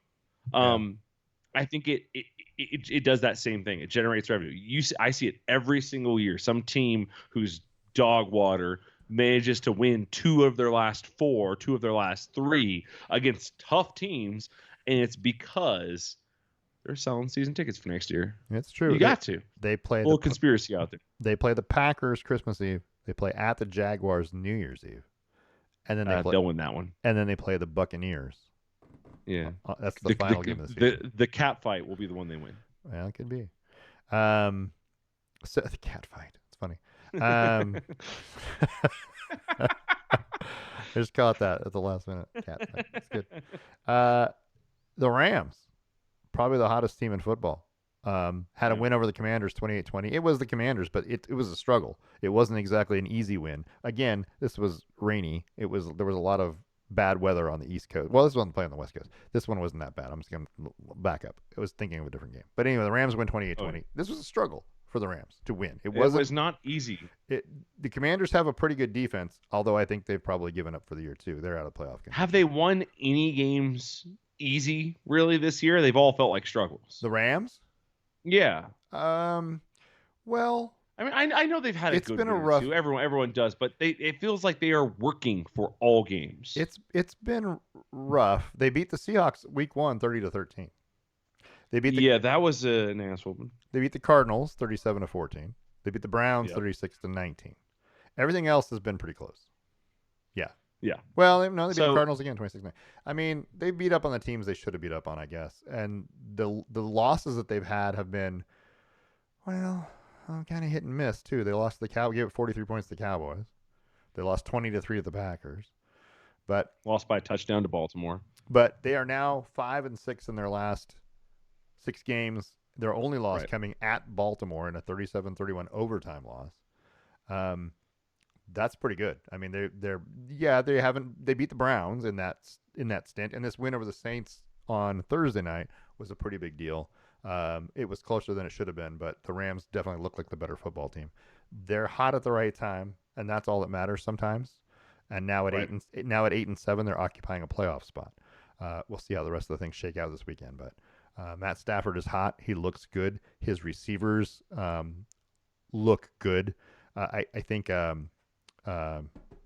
Cooper Kupp got banged up a little bit in this last game against the Saints. Took a shot on the arm twice. And one on the shoulder, I guess, one on the elbow. But anyway, Nakua is a good looking player. He's got I mean, he was a 5th round pick. Yeah. Like he's got all the measurables that you want. It just goes to show, like, players fall all the time for a variety of reasons that don't necessarily make sense. And if you have the right system or the right QB to develop them, or the right coach, in this case, Sean McVay, you can find a gem in the 5th round. Most of the time, you don't talk about 5th round picks, but you can find them. Yeah, I think this is a dangerous football team. If they're hitting on all cylinders, if their defense can play any kind of good. Their defense is the problem, yeah. Yeah, their defense is the problem. Let's talk about... But it's Sean McVay. We're not here to talk about defense. Speaking of Christian McCaffrey, 49ers win over the Cardinals in Arizona 45-29. Christian McCaffrey scored 3 times. He was 18 rushes, 115 yards, and a touchdown. He had 5 catches for 72 yards and 2 more touchdowns. If you're getting a guy 187 yards from scrimmage and 3 touchdowns, I mean, he's hard to bring down. He's strong. He's compact. He's fast. He's hard to catch. I mean, so if you catch him, great. Now you got to bring him down. So I mean, he's built the way you'd want. If you were going to go out and make a running back, you'd build him like this, you know? Right. Yeah, it's just amazing to me. I think he makes Brock Purdy look really, really good. Well, not to knock on wood or anything, but his issue in the past was, 1, he was on an underperforming team, but 2, he kept getting hurt. Yep. He hasn't gotten him hurt yet. I mean, knock on wood. Yeah, because I like him. He's had minimal, like, little injuries, kept him on a game. Like, I think a game last year. I think he had a game this year, but like nothing major, and that's awesome. Right. Like, that's what you want. Yeah, I think that San Francisco. I still think San Francisco's the best team in football. and it's going to be hard for anybody to beat them, especially if they get home field advantage. You're going to have to go into San Francisco and win a football game. That's going to be difficult because they're complete. Right. They're complete. They can do it on both sides of the football. But anyway, this was a big win for San Francisco. Keeps them right there in the hunt for the number one seed. They clinched the division. So not only just a playoff team, but they've clinched the NFC West. So next step is to clinch the NFC as a whole as the number one seed, and then they'll have nothing to play for come that last game of the season. Maybe, and that's when you lose your fantasy football league, right? It's because everybody on the Niners sits out. So if you had Christian McCaffrey or Brock Purdy, you don't get any points. Well, that's why every league I'm in Yeah, ends their before fantasy then. football league before week 18. Yeah, you have to. But I mean, week 17 is when it's done. Yeah, because week 18 can be meaningless. Anyway, Yeah. yeah, pretty easy win for the. I mean, it wasn't a cakewalk necessarily, but they were definitely in control of this game. So, how about the Bills Cowboys game? Not what I was expecting. No. Yeah, the Bills dominated the Cowboys 31-10, and the Cowboys scored in the fourth quarter to make it 31-10. They were not in any way shape. Dak Prescott had 134 yards passing and one interception. That was it. That's it. That's literally his stat line. It's not at all great. Josh Allen only threw the ball 15 times. 7 of 15, 94 yards and a touchdown. His stat line worse than Dak Prescott's, other than he threw the touchdown, right? And that's only because James Cook did all the work. 25 carries, 179 yards and a touchdown. 25 carries. Let me start with that because nobody hardly does that anymore. Kyron Williams of the Rams in the Rams game, he had 27 carries for 152 yards. But those two guys, outside of those two guys, you rarely see a guy pass 20 carries anymore. I mean, it's just not. That's the line. Like, oh, that's too many. These guys are carrying the football a ton, and Cook was just tearing the Cowboys defense apart every time he touched the football. Do you remember when the Broncos beat the Bills on Monday night? It was like 3 or 4 weeks ago. Yeah. Or maybe it was like 5 weeks ago. Anyways, he did the same thing. He absolutely, so on the very first play of the game, he fumbled the ball. After that, he was just gashing Denver's defense, just gashing them for 10 yards a carry, 5 yards here, 10 yards here, 8 yards there, 20 yards here, just constantly just ruining us. Yeah. I know he's capable of it. So it's not surprising to see him have 179. 25 carries is a lot, but it's not surprising to see him have that. Dallas had 195 yards of offense total in this game. 80 was on the final drive for the touchdown. Their final possession that scored a touchdown that made it 31-10 was 80 of those yards. So they had 115 yards in the fourth quarter as a total offense. Yeah. That you don't win many football games that way. Which the Bills and the Cowboys have been high flying, scoring a bunch of points, beating teams, and the Bills just shut them down. Their defense played great. Their offense played great. They just looked really, really good. It's all. I mean, you and I both talked about this. The Cowboys' success has been 90% at home. Yeah. And against bad teams. Against bad teams. I say bad. No team is really that bad, but like it's against teams that are not very good. I mean, they have lost to San Francisco and Philly and Buffalo. They do have a win against Philly, so I'll give them some credit there. Yeah. A Philly team that is currently not doing so good, and we'll talk about more why. Yeah. But they are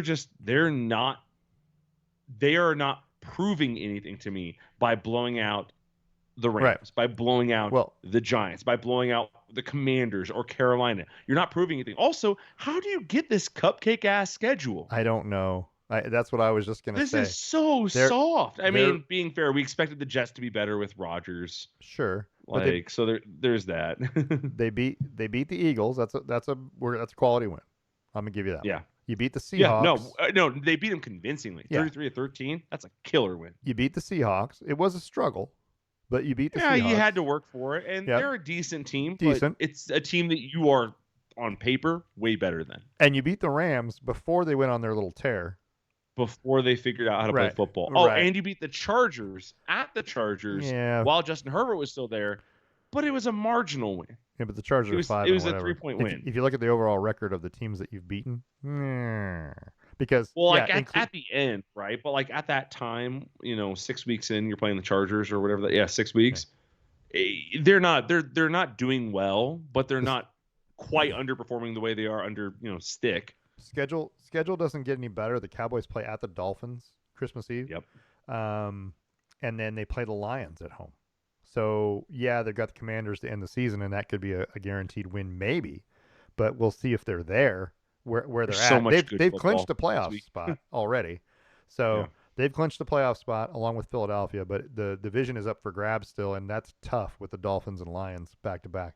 I'm not Yeah. sure, and that they're going to have to do some soul searching after a 31-10 thumping. Really, the Bills just dominated that game, and that was ridiculous. That they hadn't lost a game like that other than the Niners, who beat them 42-10. But both games on the road, like you're saying. Yeah, They've you're about to head to Miami here on the road. That's gonna every be tough. every loss has been on the road. All four losses are on the road. So you got to play And at the and Dolphins. guess what? If you don't get that first round, or well, I guess you would technically get home field advantage in the first round as a no, you wouldn't. If you're a division Well, yeah, winner, you because play a they're home game. yeah, because they're ahead of Philly right now, so they're currently the division leader.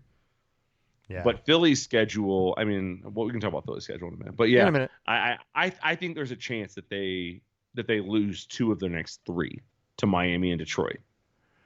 Yeah. Yeah, this was an interesting football game. I was not expecting the Bills to come out and be dominant at all. I give them a chance to win. They're a good football team. I just didn't expect them to play like this. This is the team that you thought the Bills could be all year long, and they just looked it. But again, it's Cowboys. It's on the road. They haven't been great. So how much of it was the Bills? How much of it was the Cowboys? It's hard to say.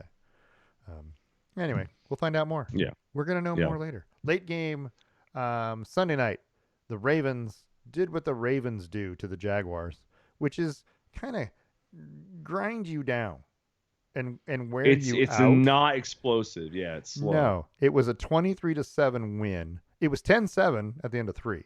So the game was still up for grabs, but the Ravens just kind of Lamar Jackson picks his spots. He runs when he needs to. He makes passes when he needs to. They make plays when they have to. Their defense gave up 7 points the whole game. That's all you really need to say. The Baltimore is built on defense, and when your defense is playing that well, it's hard to lose.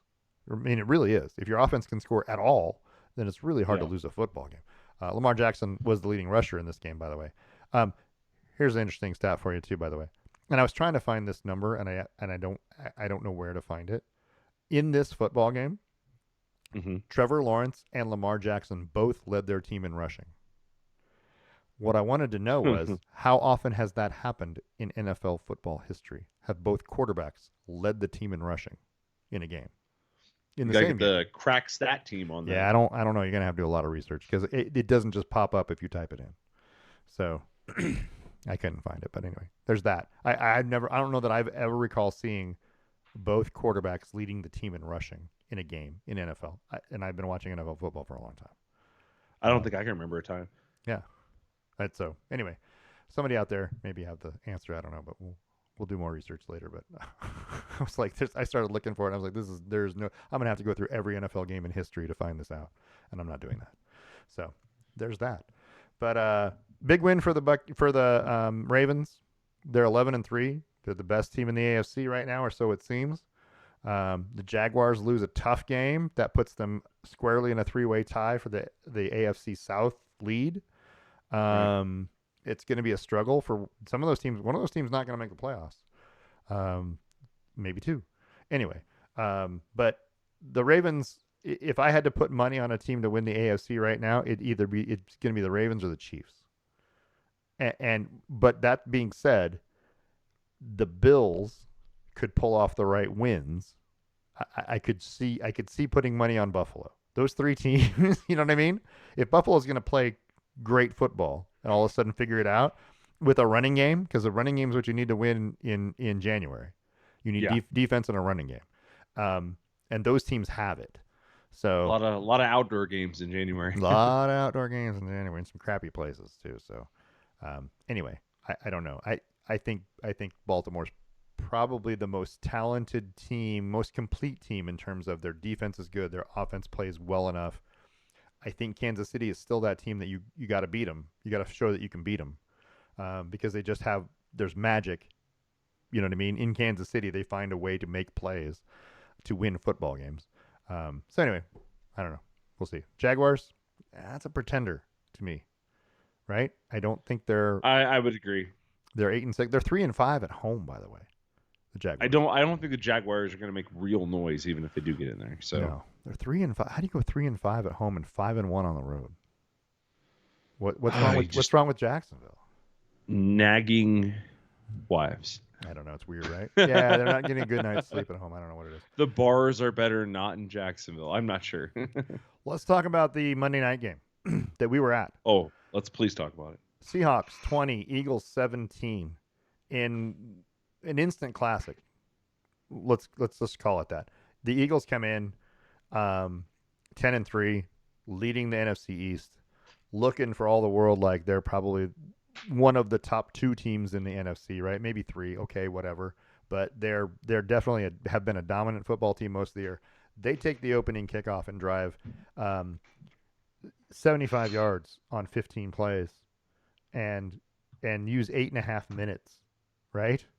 And it was ridiculous. It looked for all the world like, wow, there's no way Seattle's going to stop Philadelphia from doing anything. They did whatever they wanted. They passed it. Yeah, they ran I looked at you and I went, Jesus, that's a long drive. Yeah, it took up 8.5 minutes, which is amazing. I mean, anything gets over 7 minutes, and you're like, wow, it's a long time. 8.5 minutes is a long football drive, and despite the fact that they got 75 yards on the very first drive, they only had 84 yards the rest of the first half. Seattle's defense managed to shut them down, hold them to a field goal the rest of the first half. And at halftime, coming into the last Seahawks possession of the first half, it's 10-0. Yeah. And the Seahawks managed to put together a drive, get some points on the board before halftime, knowing they get the ball after halftime, and made it 10-3. And at that point, I'm sure I said to you at some point, I go, they're lucky to be down 10-3. They're right there. Yes. They're very lucky to be in a good position. You said exactly that. and then Seahawks get the ball after halftime. Kenneth Walker takes the ball, runs 30 yards for a touchdown, and on their first drive of the second half, and you're like 10-10. Okay, right, now they're in this game, right? And you're feeling better about the Seahawks, and then immediately Philly goes down and scores.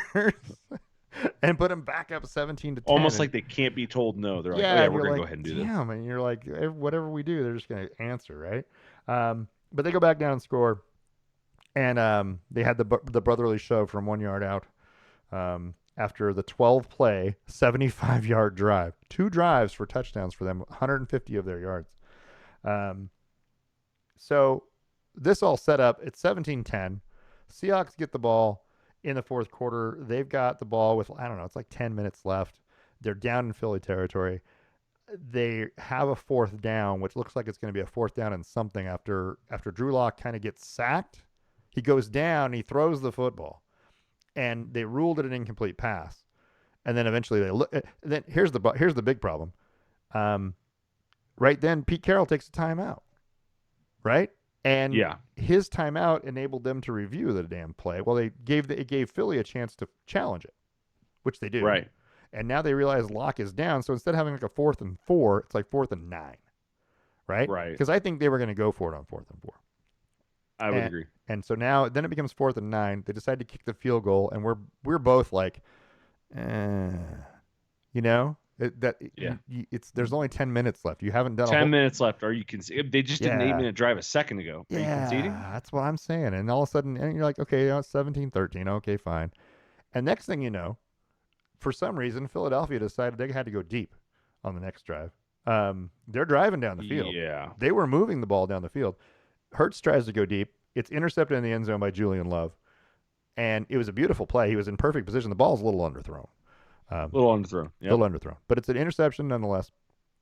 Turns the ball back over to Seattle, who does absolutely nothing with it. It just made a whole entire section of people go, oh. The whole crowd just goes, woo, interception. We got the ball. We got a chance to take the lead. And then they did nothing. They did zero with that ball. And within a minute and 20 seconds, we're punting it away. They're punting it right back. I was like a 3 and out, and they're right back. And you're like, so now Philly's got the ball again. And to Seattle's credit, they hold them. They make them punt, and they get the ball back. And so that set up the final drive down the field, which included a DK Metcalf catch that I'm not sure how he caught the ball, one-handed, Mm, pulling it away from a defender while he's on his back. And against his thigh, kind yeah, of wraps it in. how did he? This is the play that I said is football IQ. There's so many guys that have it, Yeah, but will, determination, and talent and IQ all meeting together. Like this is the intersection of that. This is what it looks like. yeah, It doesn't. It looks like Julian Edelman in the Super Bowl, that weird touch catch that he did yeah. that one time. And Like those are the plays that are remarkable. and And yeah, that was incredible. it wasn't a fourth down play. It was I think it was even a first down play. I don't even think it was not like it was a big deal in terms of we have to have yardage right here. It just was like a 6 yard completion It that was you go, it was a 2nd and 5, and it yeah, was a 6 yard yeah. pass. Yep. And you're like, whoa, it gave him a first down. It wasn't the end of the world if he didn't catch it, but it just was one of those key plays where you all of a sudden you're like, Underrated. Yep. maybe it's fate, maybe it's destiny now because that's an incredible catch. Because I literally, when it happened, I go, what did I just see? I swear that hit the ground. It looked like it bounced off the ground, and no, sure as shooting, he caught the football. Um, I didn't even see the replay, like because I was excited about the ruling for a first down, so I was celebrating. They showed the replay really fast. yeah, I didn't even get to see the catch really it was until dumb. later that night. Yeah, it was just a dumb It catch. was That impressive. was one of the best catches I've ever seen. It's not Just good just high yeah, IQ. He's working through it's it. amazing. But he's super strong. I mean, you got strong hands. You can catch footballs like that. In Anyway, theory. long story short, Seattle drives down the field. 29-yard touchdown to Smith and Jigba from Drew Lock, puts the Seahawks up 20-17, and that place goes nuts. Just erupts because I'm not sure. I mean, no one expected them really to be right there. You saw the game. It was rainy. It was nasty. I mean, it was raining on and off. It wasn't the worst weather I've ever been in. And actually, the rain kind of held off more than I thought it would. But it was, About 2.5 quarters, yeah, the rain was not there, but it was, early first and late fourth, yeah, it was doing its thing. it was raining and it was ugly. And Philadelphia looked like they could control the ball whenever they wanted to at times, right? And you just knew that was coming, that they were just going to drive down the field. There was another one coming, right? Even after they Right. scored the touchdown, I go, there's a lot of time left, right? Right? Mm. There's way too much. The Philly gets the ball back, and again, they threw the ball deep down the field. Now they were running out of time. I get that, but they tried to take a big chunk, and he went for Brown on the sidelines, and Julian Love intercepted the ball again. Comes flying. He ran halfway across the field, if not more, to intercept that football. And I definitely started like leaning to you and like touching your yeah, shirt and yeah, going, oh, yeah, because I saw him bolting from across from the yeah. hash He read it. towards the sideline. He for He sure saw read he it. saw everything I saw. Yeah, and somehow managed to get both feet in because it looked for all the world like he only had one foot in as he went flying by. It really did, Yeah, yeah. so he got both feet Yeah. in, intercepted, and basically ended the game. And that was an amazing finish to a football game. Couldn't ask for a better Monday night football game. If you had to go to one football game this year, that was a pretty good one. So, I especially if mean, you're we got a to Seahawks see fan. the first game in history that was flexed to a Monday night. It's true. So that's exciting. Number two, we got to see, the number one team in the NFC at Yep. the time Yeah, at the time. lose. Yep. Number two, we got to see a late game heroics by Drew Lock. Drew Lock. You know, He and looked that pass to Njigba was great, but the pass before that yes, on the sideline. to DK Yep. along the sidelines, He ooh, he dropped what a that thing. what a dart! Yeah, he Yeah. dropped that thing right in the bucket. It was just like, wow, look at that thing. Right, and it was in between two players. He threw more really good passes in the fourth quarter of this football game, in the second half, than I've seen him throw in his career. Maybe, I don't know. This all of a sudden he looked like a real quarterback. They struggled all game long. I mean, let's be honest. The Seahawks struggled to move the football against Philadelphia. They managed to do it in the fourth quarter, for whatever reason. The drive down to kick the field goal stalled a little bit, but the touchdown drive is amazing, and it started out like on their own Yeah. 4 or 5 or wherever it was. It was a long drive for a touchdown. So Seattle didn't turn the ball over. That's the key. No turnovers for Seattle in this game. That's one of the reasons why they won the football game. You know, Hurts throws 2 interceptions in this one, and they were costly, both of them. The first one more than the second one, I'll be honest, because by that point you're already losing. You're trying to gun the ball downfield. I get it, but the first one there was no need to gun. You had the lead and the ball. There was no need to go to the end zone. You were running the football very very well. Why didn't you just keep running the football? That's what I would have done. Waste more time. But Yeah. hey, you take your chances, take your shots when you think you got them, I guess. So great football game to watch. It was just a lot of fun. So yeah, that was great. Yeah, it was incredible to be at. The game was fun. The people were pretty fun. We had our own hiccups. We can talk about that on a different Yeah, podcast. we'll talk about But no, it was electric. it. It was so cool. But everyone's happy when you win, right? Yeah, for sure. Last couple things I want to talk about because we can. Let's talk about Tommy Cutlets real quick, and his agent, Sean Stellato. Um, they were supposed to have a deal to go to Caniglio's Old Fashioned Pizzeria. The people from Caniglio's, the owners, and this is a pizzeria in New Jersey. I don't know if it's in his hometown, but close. They had made a deal, apparently a verbal deal, where he was going to get paid 10 grand to come spend X amount of time and sign X amount of autographs. And then apparently after the Monday night win over Green, was it Monday night or Sunday night? They beat Green Bay last week. Yeah. Yeah. After that win, all of a sudden it was 20 grand they wanted, right? And all of a sudden this bad publicity comes out. And the owners of the pizzeria literally went to the media and said, or they put it on social media first of all, said, hey, we're not going to have him. He's not coming because that's just too much money. We can't afford it, right? We had a deal, but this is what's gone on, so we're not going to do it. So this negative publicity comes out. Next thing you know, Tommy's doing the right thing, and he's going and showing up for free, which is, I mean, he didn't have to show up for free. They agreed to pay you whatever it was. You could have done it for that original amount, but this was even better. Showing up for free at the restaurant was the right thing, probably. I get trying to capitalize on your 15 minutes of fame, but I don't think it was necessarily his call, DeVito's. Right. I feel like this all came from the guy in the pinstripe suit and the hat, which isn't what he was necessarily wearing. When they lost when they lost this last game and he got sacked 7 times, he was wearing that Italian Hall of Fame. What was it? The jacket, the green blazer. The Green Blazer, yep. He wears Italian Hall of Fame thing. He wears some weird stuff.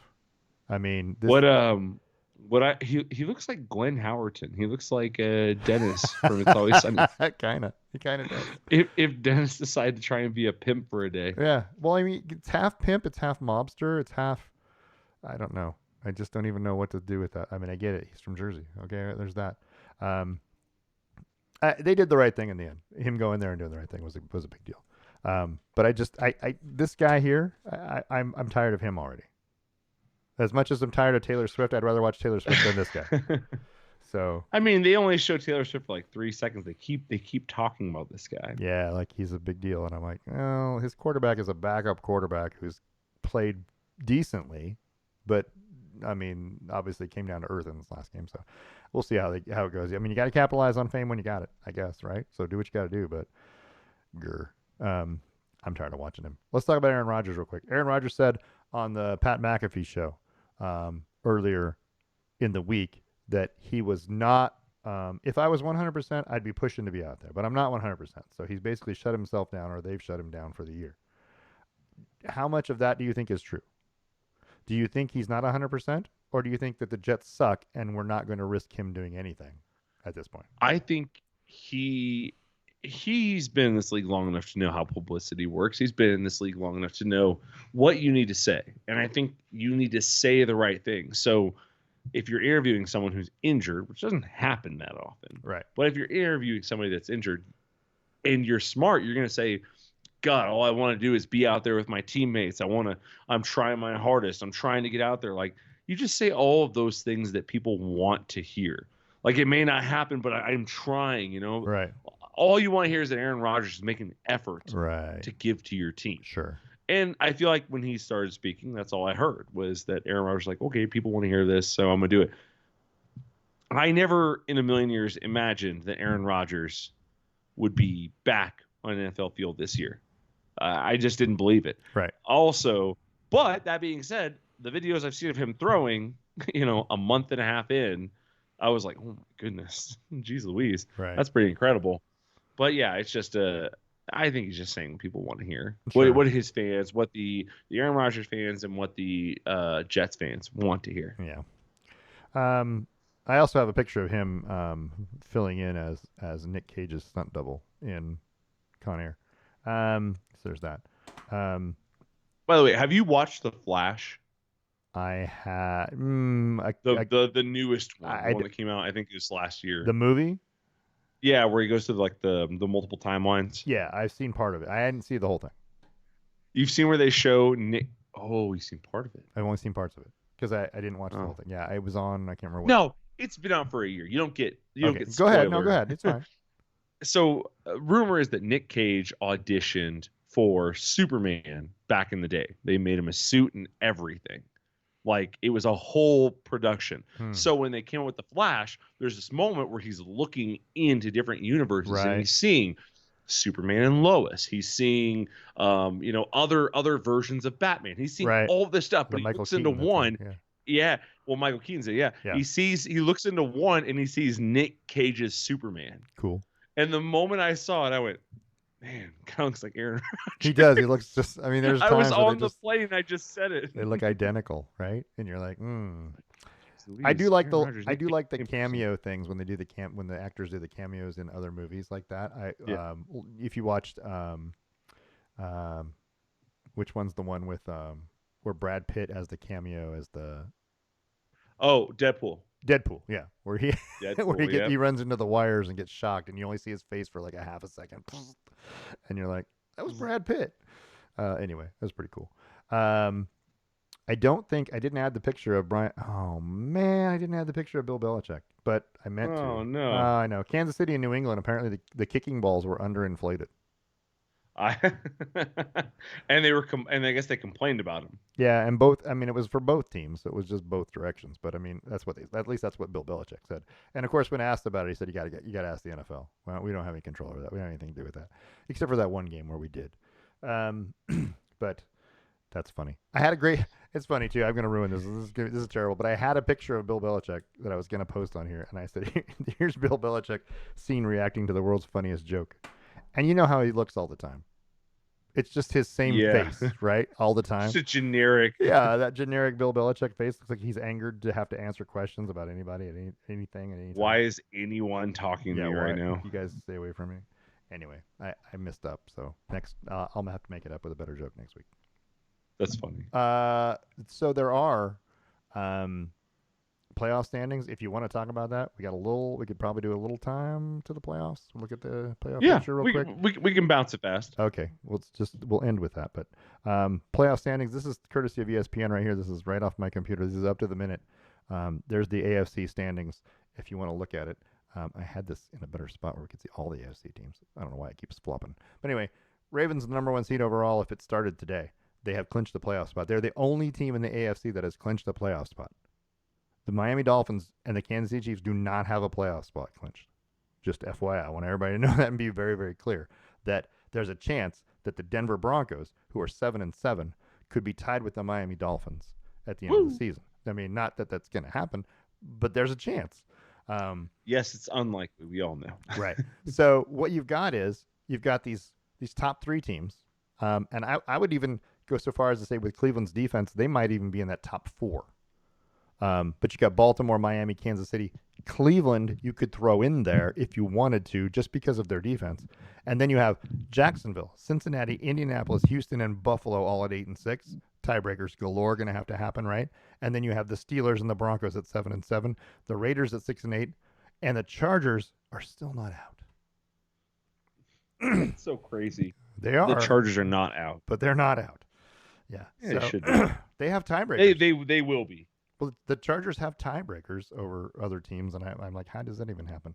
But they beat some teams. But anyway, Cincinnati's in a great spot. They need to win a couple games, but they have tiebreakers over Buffalo and Indianapolis and some other, and Houston's already out because Houston lost the tiebreaker with Indianapolis that they had. So Cincinnati's in a great spot. They just need to win probably 2 of the last 3, and they're probably in. Cleveland has a better record than Cincinnati. I think Cleveland can probably get. I think you might see Cincinnati, Cleveland, and Baltimore, all in the playoffs from that division. I hate seeing 3 teams from one division. Yeah, well, then somebody else needs to It do does something. happen every year. It Yeah. happens, but I hate it. I think you're more than likely going to see those 3 teams. You're going to see the Dolphins and the Bills.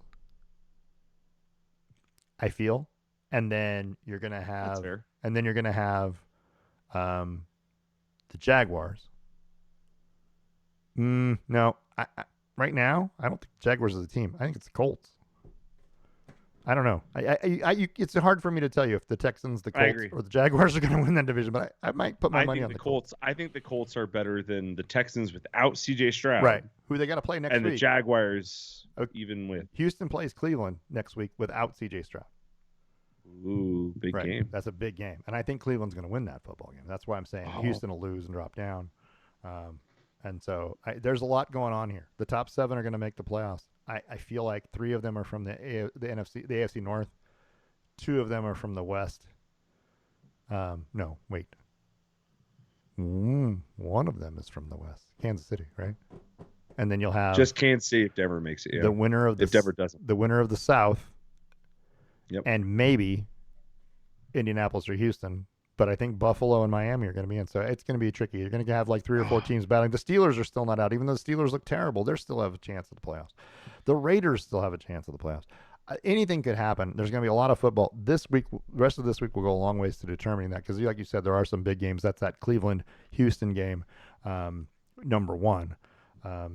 You've got Dallas-Miami that could go a long ways to determining who the top teams are in both conferences. It's going to be interesting. I don't know. Yeah, Pittsburgh has Cincinnati, Seattle, Baltimore, so they could lose 2 of their next 3, assuming they beat Seattle. But at Seattle, at Baltimore, it's tough. It's going to be, it's a rough stretch. Yeah, they could easily go 0-3 and be looking at a 7-10 year. Yeah, and you got the Bills, and I've gone to the Bills schedule, so there you go. The Bills have the Chargers, the Patriots, and then at the Dolphins. They'll probably win too. If Dallas beats Miami this week and the Bills win out, the Bills will win the AFC East, which I wouldn't have said 3 weeks ago.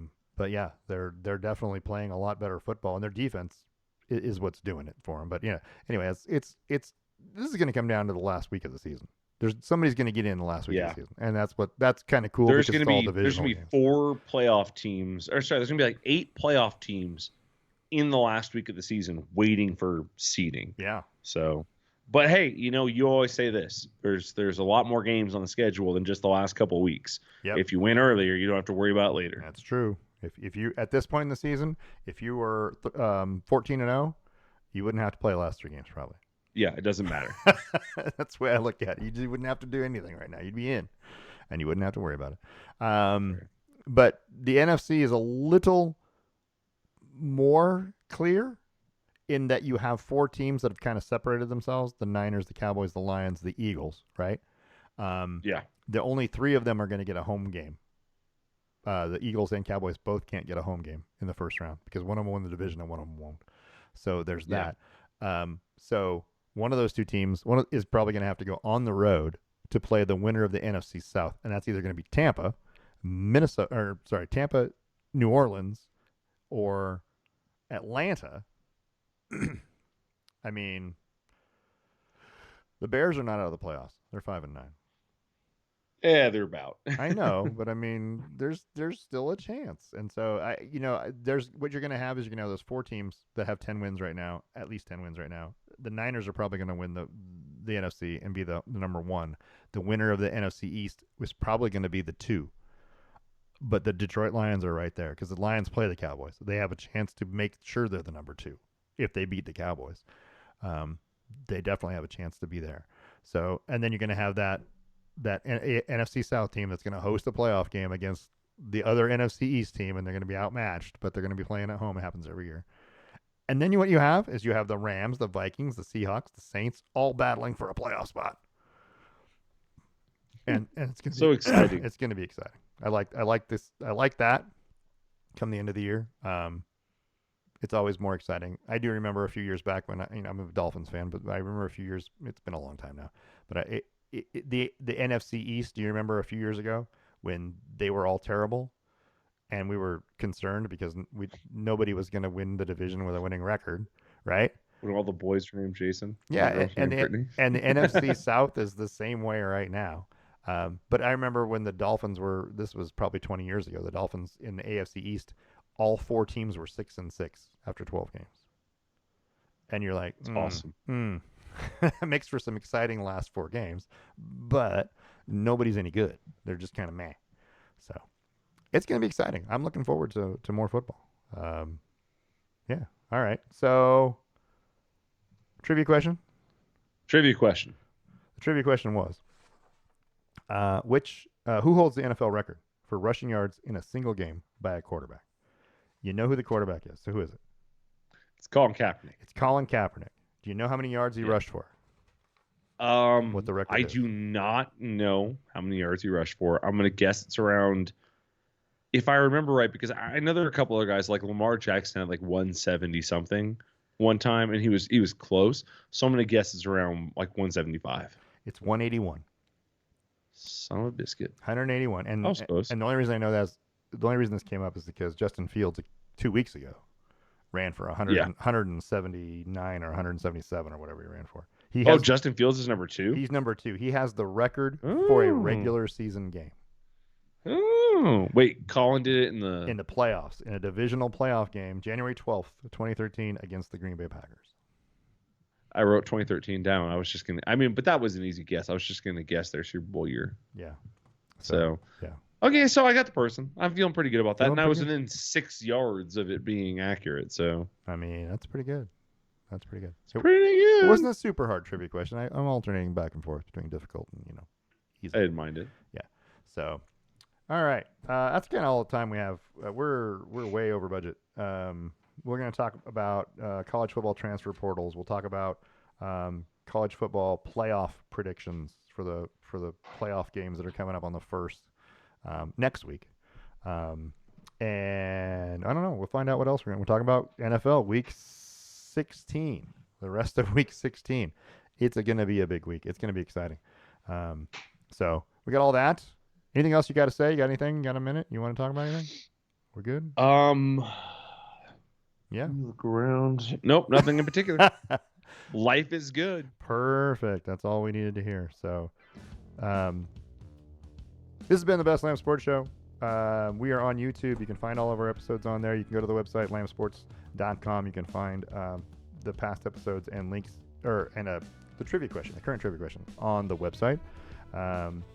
You can send us an email, lammsports@gmail.com. If you have any questions, concerns, want to ask us a question, want to answer the trivia question, want to give me a suggestion as to what the trivia question should be next week. We want to thank ESPN, the NFL, Fox Sports, CBS Sports, Amazon Prime, because that's where all the Thursday games are now. I don't know when that started. Is that this year? Yeah. I'm not thrilled with it. Just FYI. Anyway, I want to thank all of them and our sponsors, The Range in Yakima, Boss Kitty Yarns, and Stone Wine Estates in Hood River. This has been a Brain Rock production, a division of Lonely Tree Media. We want to thank you all for listening, and we'll see you next week.